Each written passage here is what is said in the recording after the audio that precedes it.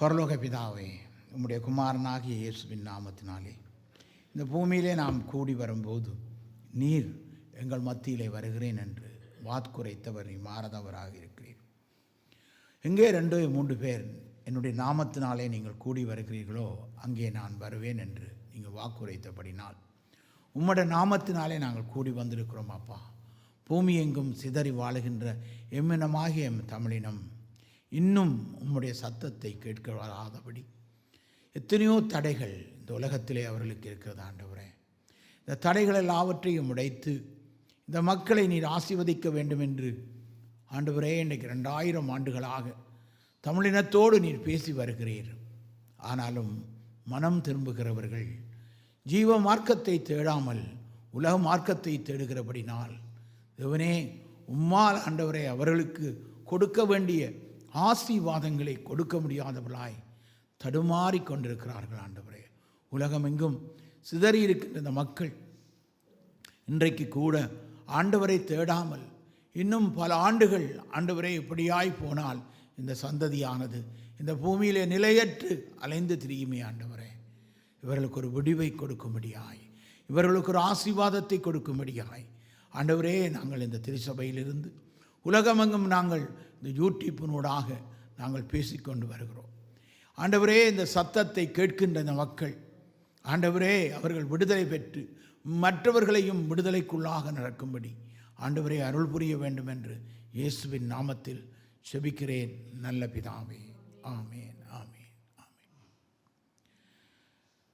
ஆண்டவராகிய தேவன் இந்த உலகத்திலே பாவம் என்னதென்று இந்த உலகம் அறியாதிருந்த போது பாவம் என்ன என்று மக்களுக்கு அறிவிக்க எழுதப்பட்ட புத்தகம்தான் நியாயப்பிரமாண புத்தகம். இந்த நியாயப்பிரமாணத்தின் மூலமாக மனிதன் பாவம் இருக்குதென்று அறிந்தானே அல்லாமல் மற்றபடி பாவம் என்ன என்று வேறு எங்கும் இங்கே காணப்படவில்லை. ஜனங்களுடைய அக்கிரமம் பூமியிலே பெருகினது என்று சொல்லப்பட்டிருக்கிறது. ஒருவருக்கு விரோதமாக ஒருவர் எழும்பினார்கள் என்று சொல்லப்பட்டிருக்கிறது. இப்படி பல காரியங்கள் இந்த வேதங்களிலே எழுதப்பட்டிருந்தாலும் இஸ்ரவேல் ஜனங்கள், இஸ்ரவேல் என்றால் யாக்கோப்பினுடைய சந்ததி, ஆபிரகாமின் 2வது மகனுடைய சந்ததியை தான் இஸ்ரவேல் புத்திரர்கள் என்று எழுதி வைக்கப்பட்டிருக்கு இந்த வேதத்திலே. இவ்வளவெல்லாம் எழுதி வைக்கப்பட்டிருந்தாலும் கூட மக்கள் இறைவனை அறிந்தார்களா என்று நாம் பார்ப்போம் என்றால் அவர்கள் இறைவனை அறியவில்லை. 400 ஆண்டுகள் அடிமைத்தனத்திலே அவர்கள் எகிப்திலே அடிமைகளாக்கப்பட்டார்கள். விடுதலை பெற்ற சனம் அடிமையாக இருந்தது. ஏன் அடிமையாக இருந்தார்கள் என்று வேதம் சொல்லுகிறது என்றால், அவர்கள் தேவனை தேடாமல் அவர்கள் விட்டபோது தேவன் அவர்களையும் விட்டு ஒதுங்கி போனார். கடவுள் ஏன் கல்லானான்? இந்த கல்லாய் போன மனிதனால் தானே என்று கவிஞன் பாடுகிறான். ஏன் அவர் கல்லாக வேண்டும்? இந்த கல்லாய் போன்ற இந்த மனிதர்களால் தான். இன்றைக்கும் இறைவன் ஆசீர்வதிக்க வேண்டும் என்று அவர் விரும்புகிறார்.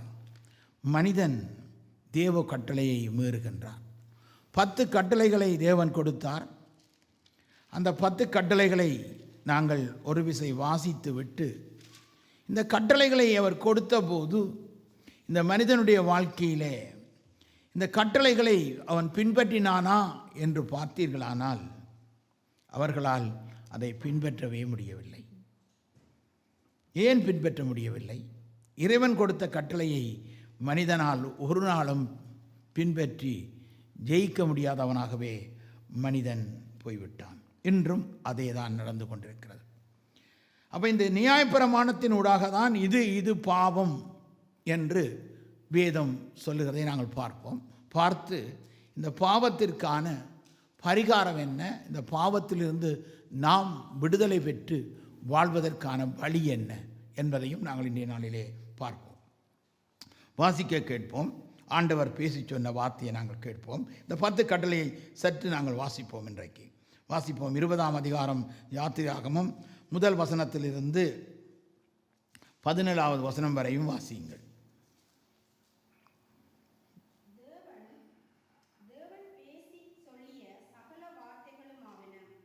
மைக்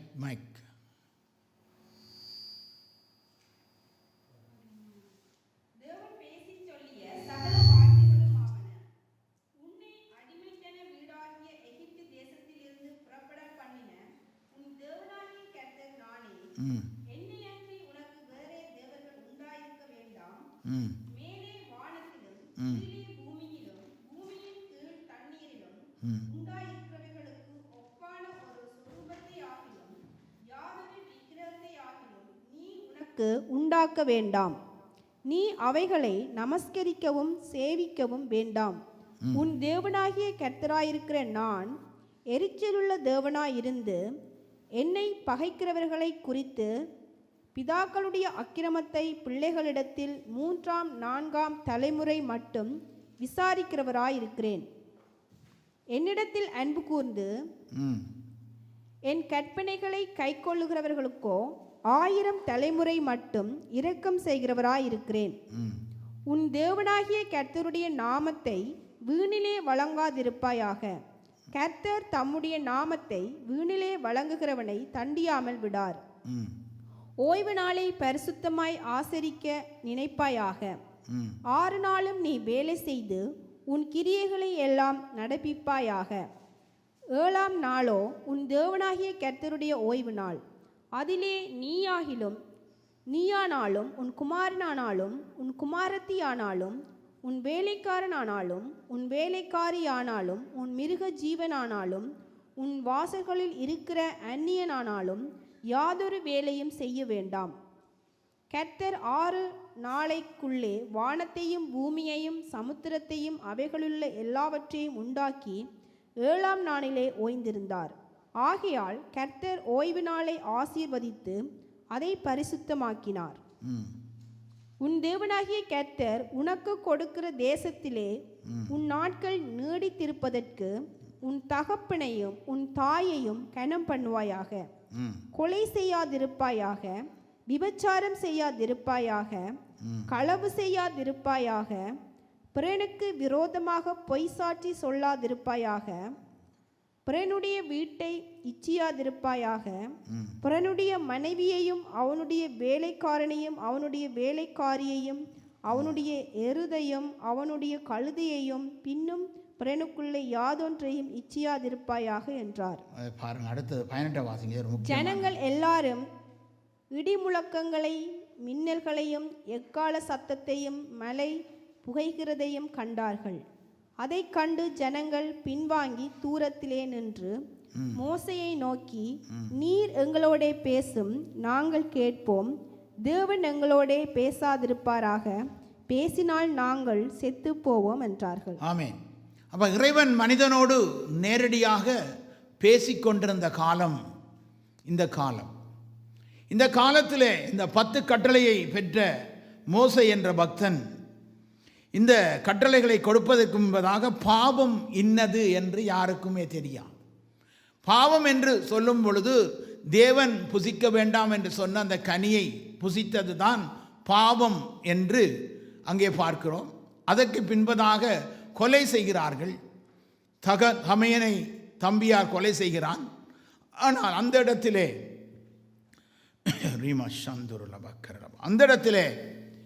அவன் செய்தது பாவம் என்று அங்கு எழுதப்படவில்லை. அப்ப பாவம் எப்பொழுது பாவம் என்று மனிதனுக்கு உணர்த்த ஆண்டவர் உட்பட்டார். இந்த 10 கட்டளைகளை தன் கரத்தினாலே எழுதி கொடுத்தார்.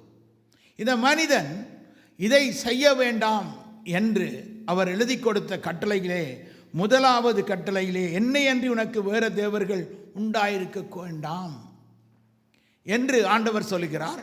இவைகளையெல்லாம் 10 கட்டளைகளை எல்லாம் சொல்லிக்கொண்டு வரும் வரைக்கும் அங்கே மனிதனோடு தேவன் நேரடியாய் பேசிக்கொண்டிருக்கிறார். ஆனால் மனிதன் சொல்லுகிறான், தேவன் எங்களோடு பேசாதிருப்பாராக. ஏனென்றால் அவர் பேசினால் நாங்கள் மடிந்து போய்விடுவோம். ஏனென்றால் உள்ளங்களையும் உள்ளம் திரியங்களையும் அவர் நேரடியாக அறிகிற தேவன். நீ செய்கிற ஒவ்வொரு பாவத்தையும் அவர் ஒவ்வொரு நாளும் உனக்கு வந்து உன் முன்னால் நின்று சொல்லிக் கொண்டிருந்தால் உன்னால் மரணத்தோடு தான் நீ போராட வேண்டும். அதனால்தான் இறைவன் என்ன செய்கிறார் என்றால் மனிதனூடாக பேச ஆரம்பிக்கிறார். அதை தான் இன்றும் நாங்கள் உங்களுக்கு இந்த வேதத்தினூடாக பேச வேண்டிய ஒரு சூழ்நிலைக்கும் ஒரு நிர்பந்தத்துக்கும் ஆளாக காரணம், இறைவன் நேரடியாக மனிதன் பேசினால் மனிதன் உயிரோடு இருக்கவே முடியாது. ஏனென்றால் நீங்க செய்கிற ஒவ்வொரு தவறும் அவருக்கு தெரியும். அவர் வந்து இன்றைக்கு ராத்திரி நீ இப்படி செய்து விட்டாய், உன் மனதிலே இன்னதெல்லாம் நினைத்து விட்டாய், நீ இப்படி நினைத்து கொண்டிருக்கிறாய், இச்சியாது இருப்பாயாக என்று வேதம் சொல்லாவிட்டால் பாவம் இன்னதென்று உனக்கு தெரியாது. நீ எத்தனையோ இச்சையான காரியங்களை நீ பார்த்து கொண்டிருக்கிறாய். இறைவன் அதை பார்த்து உன்னோடு பேச வேண்டுமேயானால் ஒவ்வொரு நாளும் உன்னுடைய வாழ்க்கையில் மரணத்தை சந்திக்க வேண்டியவனாயிருப்பாய். ஆண்டவர் சொல்லுகிறார், மனிதன் ஏன் கல்லானான் என்று இல்ல, இறைவன் ஏன் கல்லானார், கல்லாய் போன உங்களுடைய இதயங்களினாலே. இன்றைக்கு நாங்கள் என்ன செய்து கொண்டிருக்கிறோம்? இறைவன் சொல்லுகிறார் நீ இதை செய்யாதே என்று சொல்லுகிறார், நீ செய்து கொண்டிருக்கிறாய். இறைவன் உன்னோடு பேசவில்லை என்று புலம்புகிறாய். இறைவன் எப்படி உன்னோடு பேச முடியும்? இந்த நியாயப்பிரமாணத்தின் கட்டளைகளிலே இந்த கட்டளைகளை உங்களால் நிறைவேற்ற முடியும் என்பதற்காக அவர் கட்டளையை கொடுக்கவில்லை. அவர் கட்டளையை கொடுத்ததற்கான காரணம் பாவம் என்னதென்று நீ அறிய வேண்டும் என்பதற்காக. நீ செய்கிறது பாவம் என்பதை நீ அறிய வேண்டும் என்பதற்காக அவர் சொல்லியிருக்கிறார். என்ன சொல்லியிருக்கிறார்? மேலே வானத்திலும் கீழே பூமியிலும் தண்ணீரிலும் உண்டாயிருக்கிற ஒப்பான ஒரு சொரூபத்தை ஆயிலும் யாதொரு விக்கிரகத்தை ஆயிலும் நீ உண்டாக்கவோ நமஸ்கரிக்கவோ வேண்டாம். நீ அப்படி செய்தால் என்ன சொல்லுகிறார் ஆண்டவர்? நீ நமஸ்க வேண்டாம். தேவனாகிய கர்த்தராயிருக்கிறான் எரிச்சல் உள்ள தேவனாயிருந்து என்னை பகைக்கிறவரை குறித்து உன்னுடைய பாவங்களை உன்னுடைய பிள்ளைகளிடத்திலே நான் கேட்பேன். ஏன் உன் பிள்ளைகளுக்கு வியாதி? ஏன் உன் பிள்ளைகளுடைய வாழ்க்கையிலே சமாதானம் இல்லை? ஏன் உன்னுடைய பிள்ளைகள் வாழ்க்கையிலே சந்தோஷம் இல்லை? ஏன் மகிழ்ச்சி இல்லை? நீ செய்கிற அக்கிரமங்கள். இதற்கு வழி இருக்கிறதா என்பதை தான் உங்களோடு பேச நான் முன்படுகிறேன். வழி இருக்கிறது. அவர் சொல்லுகிறார், என்னிடத்தில் அன்பு கூர்ந்து என் கற்பனைகளை கைக்கொள்ளுக்கோ 1000 தலைமுறைக்கும் நான் இரக்கம் செய்கிறவனாயிருக்கிறேன். இதை சொல்லும் போது மக்கள் சொல்லுகிறார்கள், ஆண்டவரே நீர் எங்களோடு பேசாதிரும், நீ பேசினால் நாங்கள் மரித்து விடுவோம். அதேதான் அதன் பின்பதாக தேவன் ஆண்டவராகிய தேவன் மோசையோடு பேச ஆரம்பித்தார். பேசி மக்களோடு பேசி எழுதி வைத்த புத்தகம்தான் இந்த நியாய பிரமாணத்தின் புத்தகம். இது உன் வாயை விட்டு பிரியாதிருப்பதாக. இதை இதயத்திலே சிந்தித்துக்கொள். எது பாவம் என்று உனக்கு தெரிகிறது அல்லவா? பாவத்தை மேற்கொள்ள முடியாமல் இருக்கிறாயா? மேற்கொள்வதற்கு வழியுண்டு. சற்று சிந்தித்து பாருங்கள். இங்கே வேதத்திலே சொல்லப்பட்ட காரியம், ஆண்டவர் சொல்லுகிறார், 6 நாள் நீ வேலை செய், 7ஆம் நாள் நீ ஓய்ந்திரு. சொந்த பேச்சை பேசாது இரு. சொந்த காரியங்களை குறித்து சிந்திக்காமல் இரு. ஏனென்றால் 6 நாளும் நீ யோசித்து யோசித்து யோசித்து களைத்து விட்டாய் மகனே மகளே என்று அவர் சொல்லுகிறார். கொஞ்சம் ஆறுதலாக அமைதியாக இளைப்பாறு என்னுடைய சமூகத்திலே வந்து. இளைப்பாறுகிறாயா? கட்டளையை மீறுவதே பாவம். சற்று சிந்தித்து பாருங்கள், பாவம் செய்யாத ஒரு மனிதன் இருக்கிறாரா என்று. இதுதான் உங்களுக்கு விளங்கப்படுத்த நான் முற்படுகிறேன். இச்சியாது இருப்பாயா என்று வேதம் சொல்லாதிருந்திருந்தால் பாவம் இன்னதென்று நீ அறியாதிருப்பாயே. பாவத்தில் இருந்து மீட்பதற்கு வழிகளை வகுத்து கொண்டு வந்தார் ஆண்டவர். உன்னை காப்பாற்றுவதற்கு. நீ இந்த பூமியிலே வேதம் சொல்லுகிறது ஓய்வு நாளை பரிசுத்த நாளை ஆசரிக்க வேண்டும் என்று வேதம் சொல்லுகிறது. பிதாக்களுடைய அக்கிரமத்தை பிள்ளைகளிடத்திலும் 3ஆம் 4ஆம் தலைமுறைக்கும் விசாரிக்கிறவராய் இருக்கிறேன் என்றவர் சொல்லுகிறார், கட்டளையை கொடுக்கிறார். இதை நீ செய்யாவிட்டால் உன்னுடைய சந்ததியிலே காலத்துக்கு முன் மரித்து விடுவார்கள். சகோதரனே, சகோதரியே, சாபம் உன்னுடைய வாழ்விலே நோயாக வந்து உன்னை போட்டு சித்திரவதை பண்ணி கொண்டிருக்கிறது. இன்றைக்கு இந்த நோயிலிருந்து உனக்கு விடுதலை உண்டு. ஆனால் விடுதலைக்கான ஒரு வழியை ஆண்டவர் வைத்திருந்தும் அந்த வழியிலே வருவதற்கு உனக்கு விருப்பம் இல்லை. இச்சை, இன்றைக்கு இச்சையான காரியங்களை இன்றைக்கு உலகத்திலே போட்டால் ஜனங்கள் நிறைந்து வழிவார்கள். இறைவனை தேடுவதற்கு ஆளில்லை. கடவுள் ஏன் கல்லானான்? கல்லாய்ப்போன உங்களால் தான் அவர் கல்லாய் போனார். அவர் பேசவில்லை என்று நீங்கள் நினைக்கிறீர்கள். அவர் பேசிக்கொண்டு தான் இருக்கிறார். வானம் உன்னோடு பேசுகிறது, காற்று உன்னோடு பேசுகிறது. ஆனால் பேசுவதை கேட்பதற்கு ஆயத்தம் இல்லை. ஆண்டவர் சொல்லாததை செய்துவிட்டு கடவுள் மேல் குற்றத்தை சொல்லிக் கொண்டிருக்கிறார்கள். இந்த கட்டளைகளை மேற்கொள்ள முடியுமா? இந்த கட்டளைகளின் படி வாழ முடியுமா? இந்த கட்டளையின்படி யாராவது ஒரு மனிதன் வாழ்ந்தான் என்றால் இல்லை. ஒரே ஒருவர் வாழ்ந்தார், அவர்தான் ஆண்டவராகிய இயேசு கிறிஸ்து. ஹல்லேலூயா. அன்பான தேவஜனமே, ஆண்டவர் பேசுகிறார், ஆனால் உங்களுக்கு கேட்க முடியவில்லை. அதனால்தான் புத்தக வடிவிலே இதை எழுதி உங்களுக்கு தந்தார். இல்லையென்றால் இறைவன் பேசினால் உங்களால் ஒரு நிமிடம் கூட உயிரோடு வாழ முடியாது. ஏனென்றால் அவர் பரிசுத்தர், சூரியனை பார்க்கிலும் பிரகாசமானவர். அவரை குறித்து உன்னத பாடலே வர்ணிக்கப்படுகிறது. அவருடைய பிரகாசமான முகத்தை பார்க்க முடியவில்லை. இதைதான் பார்க்க போகிறோம். அன்பான தேவச்சனமே, தெரிந்த கட்டளை உங்களுக்கு எல்லாருக்கும். இதை நீங்கள் நிறைவேற்ற முடியாது, உங்களால் இதை செய்ய முடியாது. எல்லா கட்டளைகளையும் நீங்கள் செய்தாலும் இச்சியாது இருப்பாய் என்ற கட்டளை உங்களால் செய்யவே முடியாது. அடுத்தவன் பொருள் மேல் ஆசை இருக்கிறது உங்களுக்கு, பணத்தின் மேல் ஆசை, இதெல்லாம் இச்சை. பணம் வேண்டும், இறைவன் உழைத்தால் தருவார். உன் கையின் பிரயாசத்தை தேவன் ஆசீர்வதிப்பார். அவர் ஆசீர்வதிக்கவே ஆசீர்வதிப்பேன் என்று சொன்னவர். அவர் ஒருபோதும் கைவிட மாட்டார். இன்னைக்கு நாங்கள் பார்க்கிறோம், பணம். நாங்கள் இன்று இந்த ஆலயத்திலே நிற்பதும் பணம். பணம் கொடுத்தால் தான் இங்கே ஆராதிக்க முடியும். நாங்கள் அல்ல, நாங்கள் பணம் வாங்குவதில்லை. சாலோம் திருச்சபை எலிம் நெட்வொர்க் பணம் வாங்குவதில்லை. ஆனால் இந்த பிரரல்விய ஆலயத்துக்கு நாம் கணம் கட்டினால்தான் இங்கே நாம் ஆராதிக்க முடியும். ஹல்லேலூயா. அன்பான தேவச்சனமே, கோடி கோடியாய் இவரிடத்திலே பணம் இருக்கிறது. ஆனால் இறைவன் ஆராதிப்பதற்கு இடத்திற்கு பணம் வேண்டும். ஹல்லேலூயா. ஏன் கல்லானான் இறைவன்? இவர்களெல்லாம் கல்லாயிருப்பதினால்தான் இறைவன் கல்லாக, ஜனங்கள் கல்லை தேடி ஓடுகிறார்கள். இவருடைய இதயம் தேவனோடு நெருக்கமாக இல்லை. சகோதரா, இங்கே சொன்ன கட்டளைகளை யோசித்துப்பார். உனக்கு இந்த உலகத்திலே உன் தேவனாகிய கர்த்தர் உனக்கு கொடுக்கிற தேசத்தில் உன் நாட்கள் நீடித்திருப்பதற்கு உன் தாயையும் தகப்பனையும் கனம் பண்ண வேண்டும். பண்ணுகிறாயா?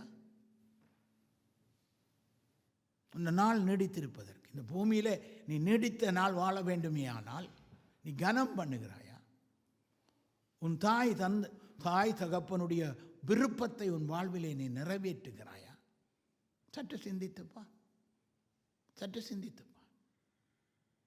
தாயின் கண்ணீர், தந்தையின் கண்ணீர். முதிய வயதிலே அவர்கள் புசுமையும் பசுமையும் புற்றியுமாய் இருக்க வேண்டியவர்கள். அவர்களை நீங்கள் எப்படி பார்த்து கொள்ளுகிறீர்கள்? எப்படி கவனித்துக் கொள்ளுகிறீர்கள்?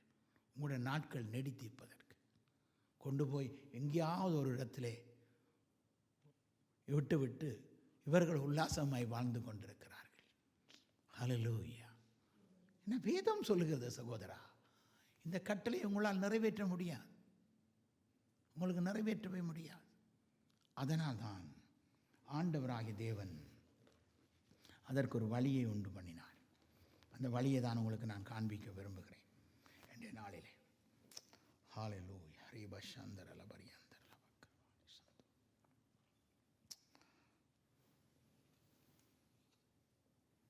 பாவத்தை குறித்து நாங்கள் சற்று பார்ப்போம். அப்பொழுதுதான் எங்களுக்கு இந்த பாவம் என்றால் என்னென்று கொஞ்சம் இங்கே வாசிப்பு கேட்போம். பாருங்கள், வடிவாக வாசிங்கள். 6ஆம் அதிகாரத்திலே ஒரு 14வது வசனம் வாசிங்க. அதுக்கு பிறகு நான் இன்னொரு காண்பிக்கிறேன். ரோமரின் புத்தகம் 6ஆம் அதிகாரம் 14வது வசனம்.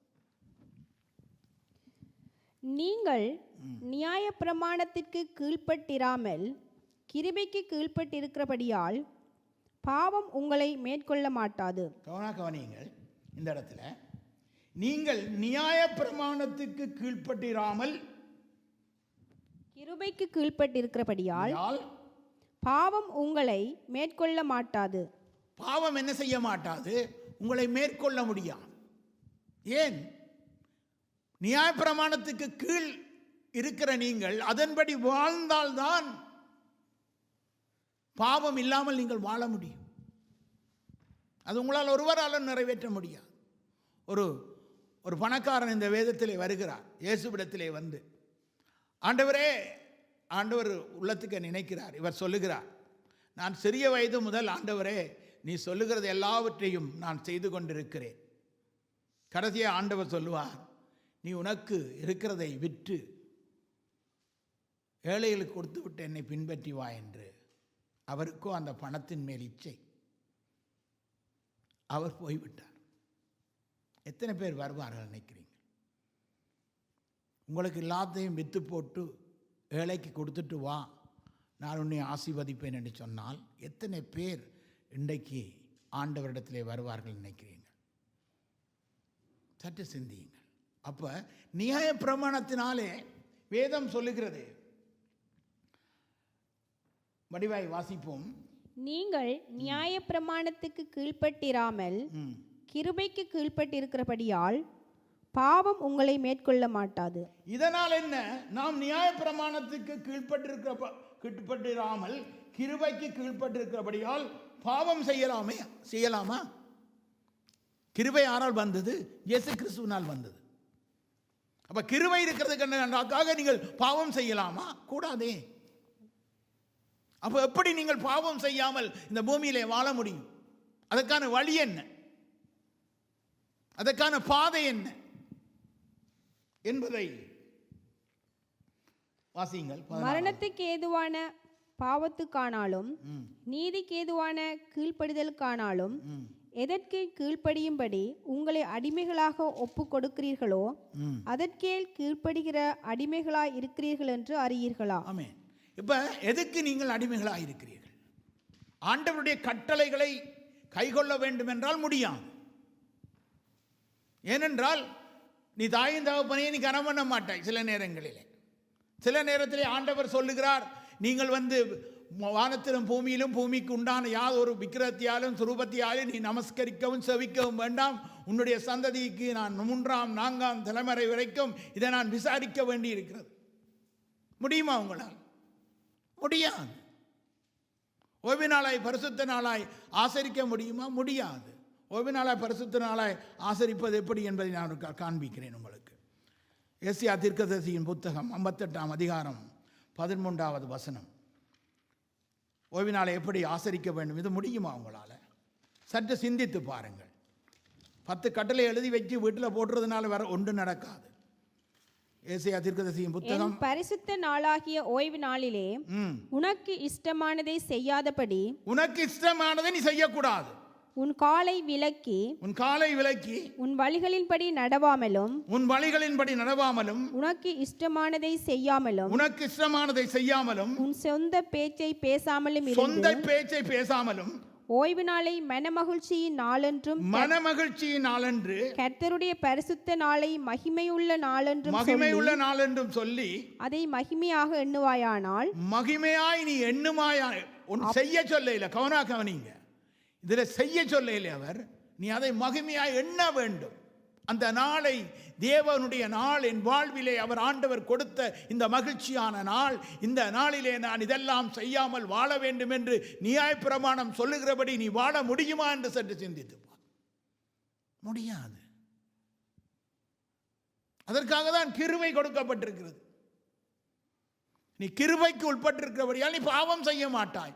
ஏனென்றால் உன்னுடைய பாவத்தை இயேசு கிறிஸ்து சிலுவையிலே தான் அதை ஏற்றுக்கொண்டபடினால், ஒவ்வொரு தடவையும் நீ பாவம் செய்யும் போது அவர் தன் சிலுவையை கொண்டு வந்து காட்டுகிறார்.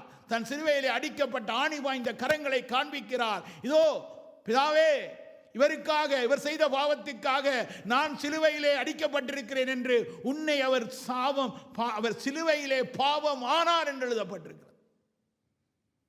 இல்லைன்னா இந்த உலகத்தில் ஒரு மனிதனும் வாழ முடியாது. நியாயப்பிரமாணத்தின்படி ஒரு மனிதனாலும் ஜீவிக்கவும் முடியாது. எப்படி நீங்க வாழ முடியும்? ஆனால் அப்படி நீங்கள் செய்தால் வேதம் சொல்லுகிறது, அப்பொழுது அதை மகிமையாக எண்ணுவாயானால் அப்பொழுது கர்த்தரில் மனமகிழ்ச்சியாய் இருப்பாய். பூமியின் உயர்ந்த இடங்களில் உன்னை ஏறி இருக்கும்படி பண்ணி உன் தகப்பனாகிய யாக்கோப்புடைய சுதந்திரத்தால் உன்னை போஷிப்பேன். கர்த்தருடைய வாய் இதை சொல்லிட்டு. அப்ப யாக்கோப்பு யார்? இஸ்ரவேலர்கள். நாங்கள் இஸ்ரவேல் காணிக்கு ஆட்சிக்கு உட்பட்டு இருக்கிறோம். கிறிஸ்துவுக்குள்ளாக நாங்கள் கிறிஸ்துவனுடைய பிள்ளைகளாக இருக்கிறபடினால் இஸ்ரவேலராக நாங்கள் இருக்கிறோம். அப்ப கிறிஸ்துவுக்குள் நீ இருந்தால் உன்னை பாவம் மேற்கொள்ள முடியாமல் இருக்கிறது. காரணம் என்னென்றால் அவர் தன்னை கொண்டு வந்து உனக்குள்ளே உள்ளாக்கி அவர் மறைத்துக் கொள்ளுகிறார். அதனால்தான் இன்றைக்கு இந்த சாபம் இல்லாமல் வாழ முடியும் இந்த பூமியிலே. புரிந்து கொள்ள வேண்டும், இறைவன் மனிதனாக வந்ததன் நோக்கம் உன்னால் வாழ முடியவில்லை. பாவத்தோடு பாவமாய் பாவம் என்று பலிகளை நீ செலுத்தி கொண்டிருக்கிறாய். அல்லாமல் பாவத்தை நீ விடவில்லை. ஆனால் இறைவனோ உனக்காக பாவமானார். உன்னுடைய பாவங்களை அவர் ஏற்றுக்கொண்டார். சிலுவையிலே அதை அவர் சுமந்தார். யாரோ 2-3 பேர் ஆண்டவரை நோக்கி இந்த தேசத்தில் ஜெபித்துக் கொண்டிருக்கிறபடினால் இந்த தேசம் காக்கப்பட்டிருக்கிற சகோதரா. ஒரு மற்றவனுடைய பொருளிலே இச்சியாதிருப்பாயாக என்று வேத நியாயப்பிரமாணம் சொல்லாதிருந்தால் பாவம் என்னென்று உனக்கு தெரியும். ஆனால் உன்னுடைய ஆத்மா சொல்லுகிறது, இது பாவம், இதை செய்யாதே என்று திரும்ப சொல்லுகிறது.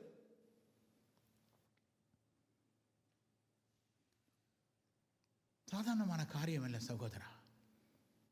நான் என்னுடைய கண்ணினால் பார்க்கிறேன், எத்தனை இளம் பிள்ளைகள் இன்றைக்கு சிதறி அடிக்கப்பட்டு மரணத்தை சந்திக்கிறார்கள்.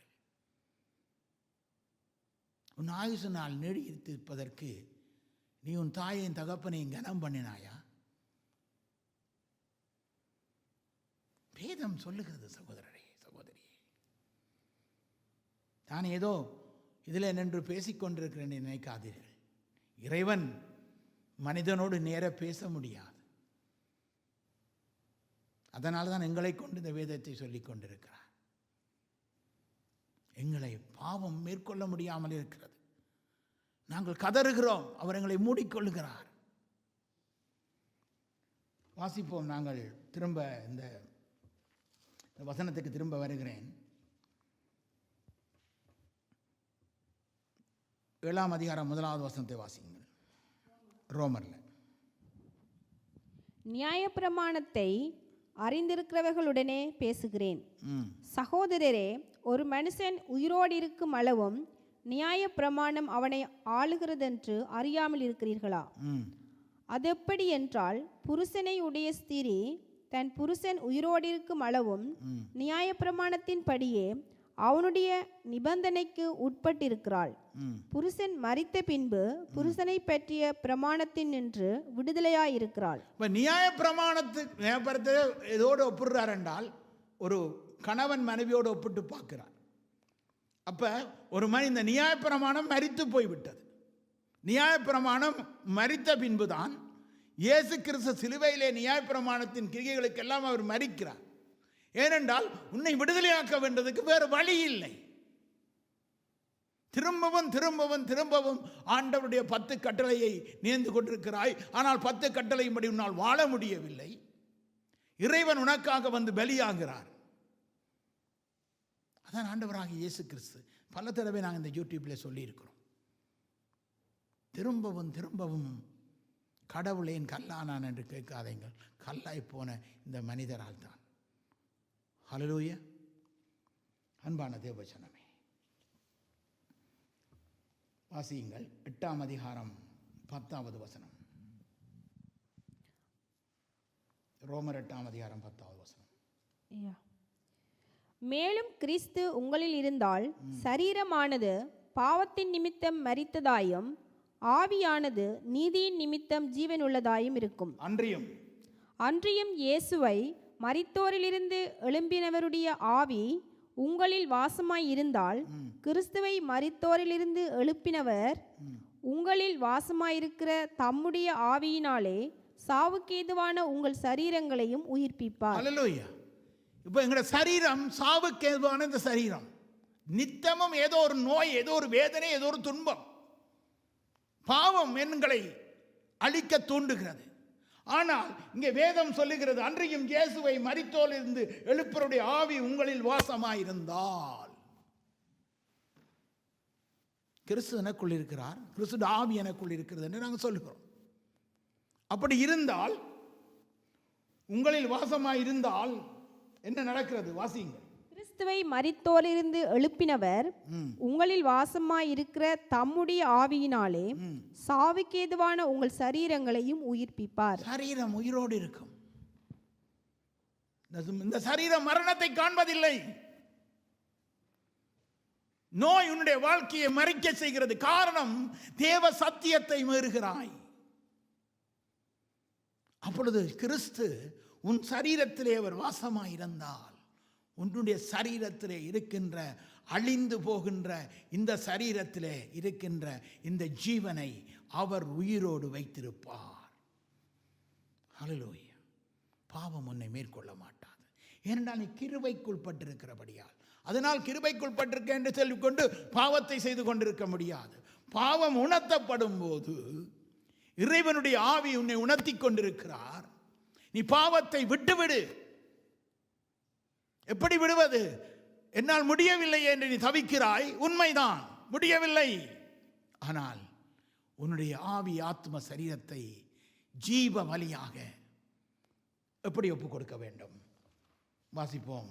ரோமர் 12ஆம் அதிகாரம் 1வது வசனம். முடித்துக் கொள்ளுகிறேன்.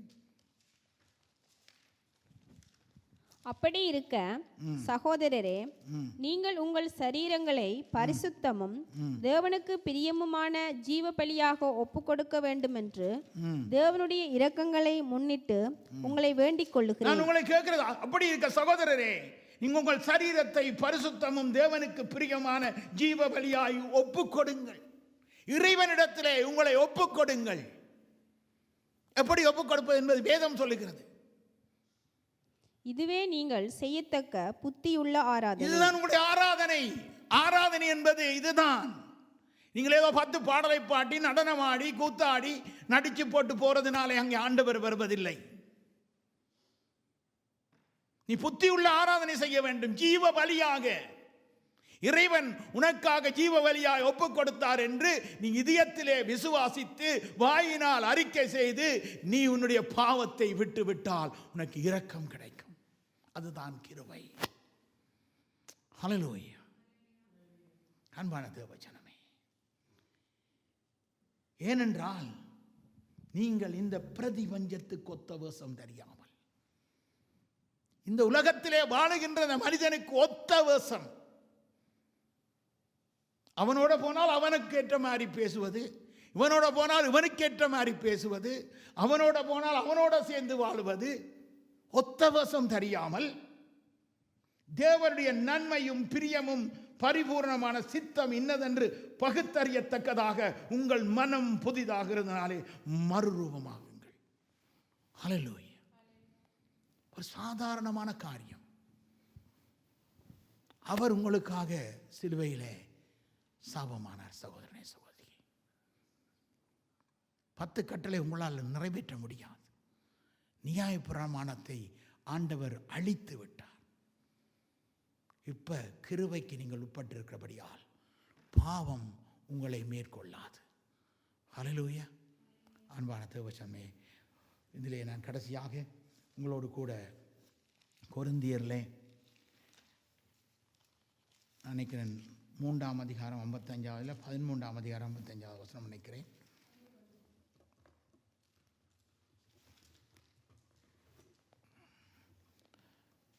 ஒன்று கொரிந்தியர் 15ஆம் அதிகாரம் 55வது வசனம் வாசித்து நாங்கள் ஜெபிப்போம். இன்னொன்றை நான் சொல்லிவிட்டு அவசரமாக 15 ஒரு வசனம் சொல்லுகிறேன். புத்தியினனே, நீ விதைக்கிற விதை செத்தால் ஒழிய உயிர்ப்பிக்கப்பட மாட்டாதே. 36வது வசனம் 15. முதலாவது, இயேசுவோடு கூட நீ மரிக்க வேண்டும். மரித்து அடக்கம் பண்ணப்பட்டு உயிரோடு எழுந்திருந்தால் கர்த்தருடைய ஆவியானவர் உன்னோடு இருப்பார். என்னத்துக்கு மரிக்க வேண்டும்? மாமிசத்தின் கிரிகைகளுக்கு நீ மரிக்க வேண்டும். நீ மாமிசத்தின் கிரிகைகளுக்கு நீ இடம் கொடுத்து கொண்டிருந்து கொண்டு தேவனோடு வாழ முடியாது. தேவன் அந்த இடத்திலே, அந்த ஆலயத்திலே அவர் வாழ மாட்டார். நாங்கள் இவ்வளவு ஓடுகிறோம், ஏன் இவ்வளவு கஷ்டப்படுகிறோம்? இதை சொல்ல வேண்டும். இல்லை, சொல்லாவிட்டால் இந்த ஜனம் அழிந்து போய்விடுமே என்பதற்காக தான் நாங்கள் இதை கதறி கதறி கதறி சொல்லுகிறோம். அழிந்தால் பரவாயில்லை என்றால் வாழ்ந்துட்டு போகுங்கள், பிரச்சனை இல்லை. 55 வாசியுங்கள். இதிலே,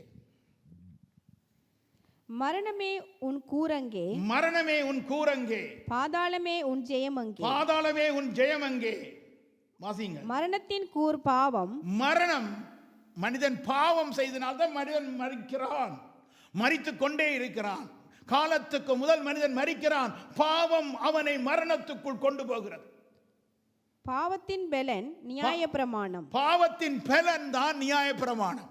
பாவம் செய்கிறவனுக்கு அவன் ஒவ்வொரு கதையாய் சொல்லிக் கொண்டிருப்பான். நான் கொலை செய்வதில்லை என்றுவான், நான் களவெடுப்பதில்லை என்று சொல்லுவான், நான் பொய் சொல்வதில்லை என்று சொல்லுவான். ஆனால் இச்சிக்காமல் அவனால் இருக்க முடியாது. அப்போ அதனுடைய காரியம் என்ன? அது நியாயப்பிரமாணம். பாவத்தின் பலன் தான் அந்த நியாயப்பிரமாணமே தவிர அதனாலே ஒரு மனிதன் பாவம் செய்யாமல் வாழ முடியாது.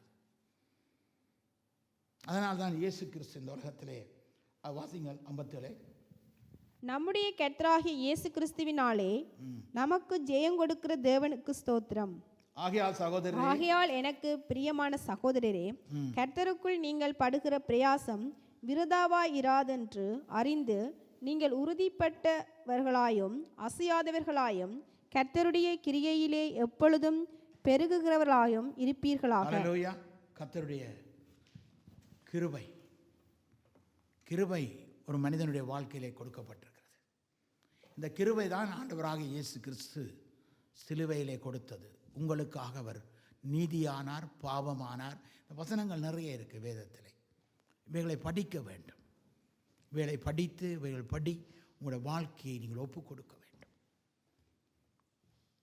10 கட்டளையை மீறுவதே பாவம். அந்த பாவத்தின் சம்பளம் உனக்கு மரணம்.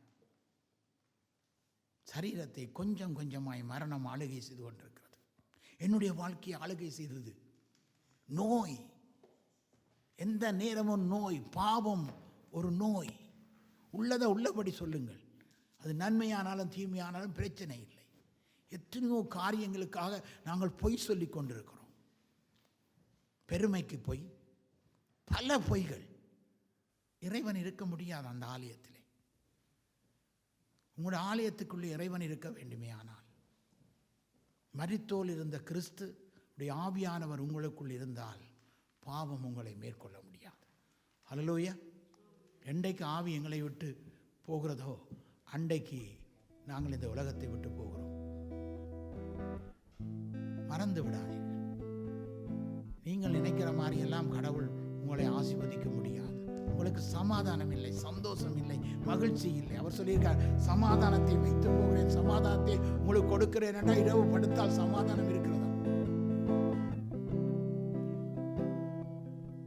எங்கட வாழ்க்கையிலும் கூட எத்தனையோ பாடுகள், எத்தனையோ துன்பங்கள், எத்தனையோ அவமானங்கள்.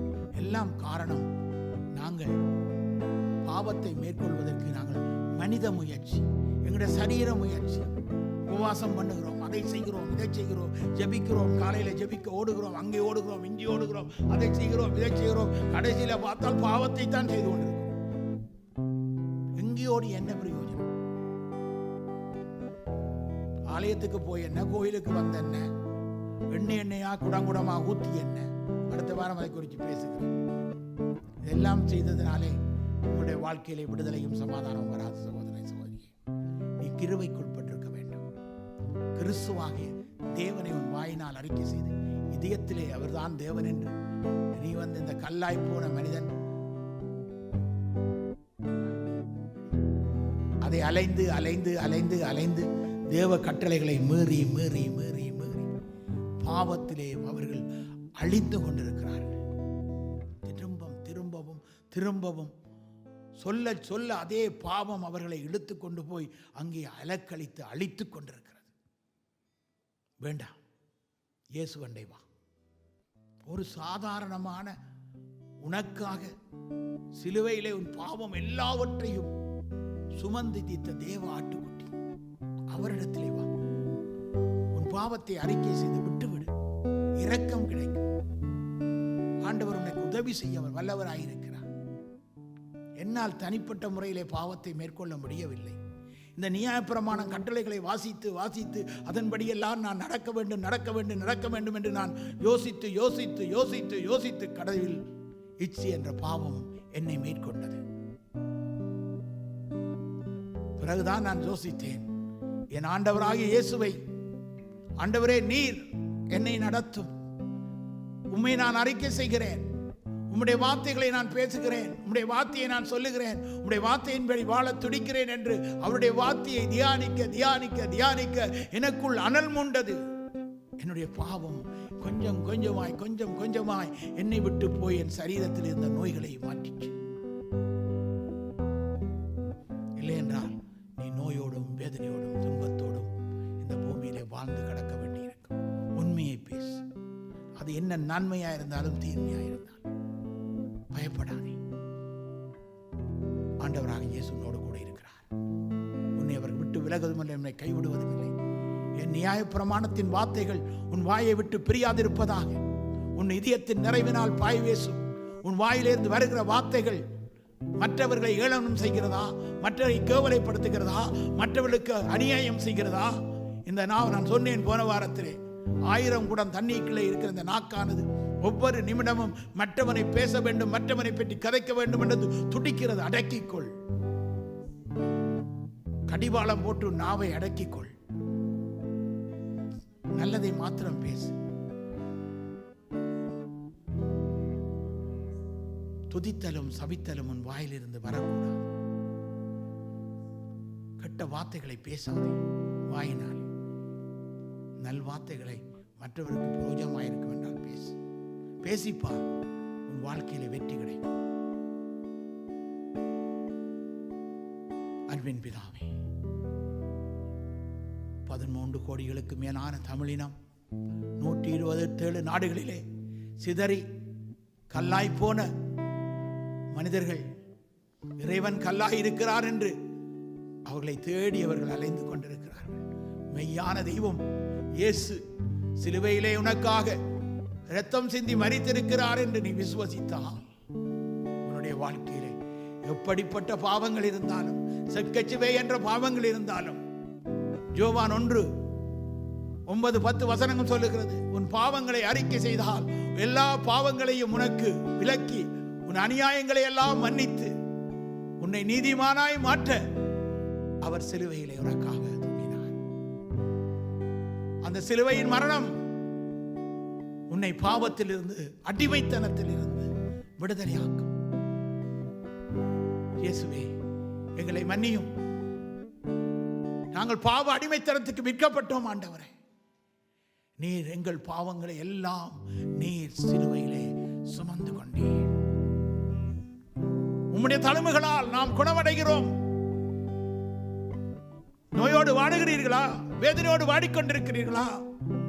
காரணம், அந்த இறைவன் உங்களோடு இருந்தால் உங்களுடைய சரீரம் பரிசுத்த ஜீவ பலியாக ஒப்புக் கொடுங்கள். பாவம் உங்களை விட்டு போய்விடும். இயேசு தன்னுடைய ஆடையால் உன்னை மூடுவார். தன்னுடைய இரத்தம் வாய்ந்த கரத்தினால் உன்னை அரவணைத்துக் கொள்வார். வேண்டாம் சகோதரா, வேண்டாம் சகோதரி, பாவத்தை விட்டுவிடு. உன் பாவத்தை மன்னிப்பதற்கு உன் வாயினால் அறிக்கை செய்து இதயத்திலே விசுவாசி, ஆண்டவரே, நான் செய்தது பாவம், என்னை மன்னியும், நான் இனி பாவம் செய்யாதபடி என்னை காத்துக் கொள்ளும் என்று கேட்கும் பொழுது கிருபை உன்னை சூழ்ந்து கொள்ளும். கிருபையினால் விசுவாசத்தை கொண்டு ரட்சிக்கப்பட்டீர்கள். இது உங்களால் உண்டானதல்ல, இறைவன் உனக்கு ஈவாய் கொடுத்தது. இந்த ஈவை பெற்றுக்கொள். இந்த யூடியூப்பை பார்த்துக் கொண்டிருக்க ஜனமே, மனம் திரும்புங்கள். உங்கள் மனம் புதிதாகிறதுனாலே மறுரூபமாகுங்கள். கர்த்தருடைய ஆவி உங்களில் வாசமாய் இருந்தால் நீங்கள் ஒருவரோடு ஒருவர் ஐக்கியப்பட்டிருப்பீர்கள். உங்களை பாவம் மேற்கொள்ள மாட்டாதே. ஏனென்றால் நீங்கள் நியாமரபானத்துக்கு உட்பட்டவர்கள் அல்ல, கிருபைக்கு உட்பட்டிருக்கிறீர்கள். அந்த கிருபை ஆண்டவராகிய இயேசு. ஆமென். பிதாவே, கேட்டுக்கொண்டிருக்கிற மக்களுடைய வாழ்விலே ஒரு நல்ல ஆசீர்வாதத்தை பெற்றுக் கொடுக்க இந்த சாலோம் திருச்சபையானது, எலின் நெட்வொர்க், இந்த பூமி எங்கும் உம்முடைய ராஜ்யத்தை சொல்லிக் கொண்டிருக்கிறது. உம்முடைய ராஜ்யத்திலே வருகிறவர்களுக்கு எந்த குறைவும் இல்லை, எந்த நன்மையும் ஒரு நாளும் குறைபடாது. இக்கட்டுகள் வரலாம், பாடுகள் வரலாம், ஆனால் ஒன்றும் உன்னை மேற்கொள்ளாது. அதிலிருந்து தப்பித்துக் கொள்ளும் வழியையும் இறைவன் உனக்கு தருவார். இயேசுவின் நாமத்தில் பிதாவே, ஆமென். என் ஆத்துமாவே கர்த்தரை ஸ்தோத்திரி, என் முழு உள்ளமே அவருடைய பரிசுத்த நாமத்தை ஸ்தோத்திரி. என் ஆத்துமாவே கர்த்தரையே ஸ்தோத்திரி. அவர் உனக்கு செய்த நன்மைகளை ஒருபோதும் மறவாதே. உன் அக்கிரமங்களை எல்லாம் அவர் மன்னித்தார். உன் நோய்களை எல்லாம் அவர் குணமாக்கினார். உன்னை அழிவுக்கு விலக்கி அவர் மீட்டு தேசங்களை விட்டு தேசங்களுக்கு கொண்டு வந்து உன் சந்ததியை ஆசீர்வதித்தார். விட்டுவிடு சகோதரா, உன்னை ஆசீர்வதித்தார். உன்னுடைய வயதை அவர் கழுகுக்கு சமமாய் மீண்டும் வாழ வயதாய் அவர் மாற்றுகிறார். ஏனென்றால் ஒடுக்கப்பட்டிருக்கிற யாவருக்கும் அவர் நீதியையும் நியாயத்தையும் சிலுவையிலே செய்து முடித்தார். ஆமென் என்பதாகும். அந்த பிதாவுடைய அன்பும் தேவகுமாருடைய கிருபையும் பரிசுத்த ஆவியானுடைய ஐக்கியமும் அன்னோன்யமும் அன்பும் உங்கள் அனைவரோடும் இருப்பதாக. என்றும் ஆசீர்வாதத்தோடு தொடர்ந்தும் ஒவ்வொரு ஞாயிறும் நடக்கின்ற இந்த ஆராதனையிலே வந்து கலந்து கொண்டு ஆவி ஆத்ம சரீரத்திலே விடுதலையை பெற்றுக்கொள்ளுங்கள். இயேசுவின் நாமத்தினாலே உங்களை அன்போடு அழைக்கிறோம். ஆமென்.